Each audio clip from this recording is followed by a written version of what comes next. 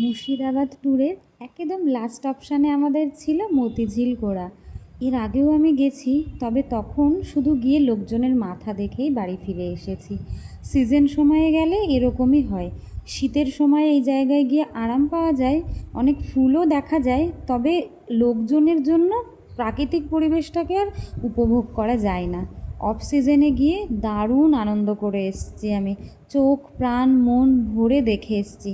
মতিঝিলটাকে যে এত সুন্দরভাবে সাজিয়েছে সেটা তুমি শীতের সময় গেলে কখনোই দেখতে পারবে না। সারা জায়গাতেই লোকজন লোকজন থাকবে। অন্যান্য জায়গাতেও আমি এখন এরকমই করি, অফ সিজনটাকেই প্রেফার করি। যাতায়াতে কষ্ট হলেও দেখে খুব শান্তি পাওয়া যায়। তোমরাও একবার অফ সিজনে সব জায়গায় যাওয়ার ট্রাই করে দেখতে পারো।